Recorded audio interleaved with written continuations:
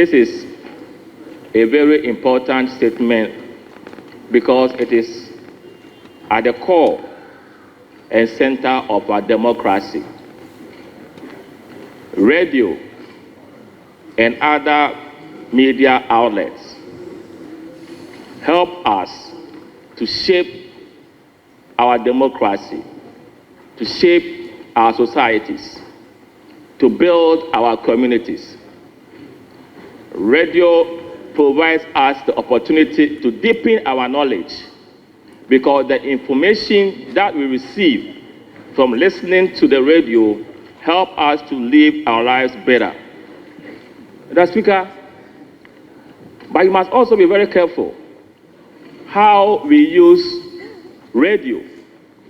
Otherwise, this medium that helps us to live better, that helps us to build our societies in a very meaningful and efficient way, can also be used to our disadvantage by creating anarchy, confusion in our society.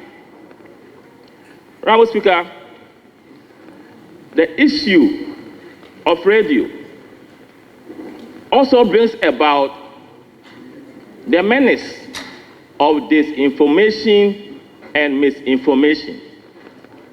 These twin words have devastating effects on societies and individuals.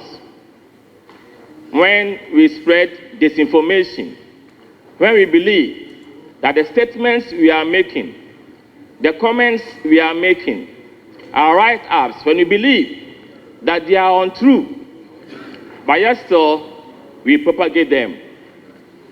And others are also going to use it and spread the same information, that is misinformation, and it can undermine our integrity, it can undermine our credibility, and it can also lead in destabilizing our society. We don't need that.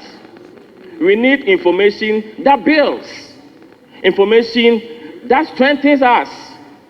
Democracy can only thrive when we are dealing with information that is conducive to our well-being. People deliberately spread information, they know it is false, but because of political capital, they revel in them because of the advantage that they are going to get. But they forget about its negative implication or consequences on our society. Mr. Speaker, this country can burn. It can be destroyed if we don't control our radio stations and our media outlets so effectively. We've taken so many years to build our democracy. 3 decades of democracy on our continent is something we must revere in. We have been able to do it. Why should we allow a few individuals to sit behind a console, to sit in front of TV sets and create anarchy and confusion in this country? We must stop it. That is why I support the idea of the broadcasting bill. There should be clear guidelines. There should be regulations as to how, even though it is enshrined in our constitution, freedom of speech, but it must come with responsibility, reasonableness in our communication, whether in words or in writing. That is how we can build a very strong democracy. Enough of the hate speeches. Enough of the hate speeches. They don't build, but they destroy.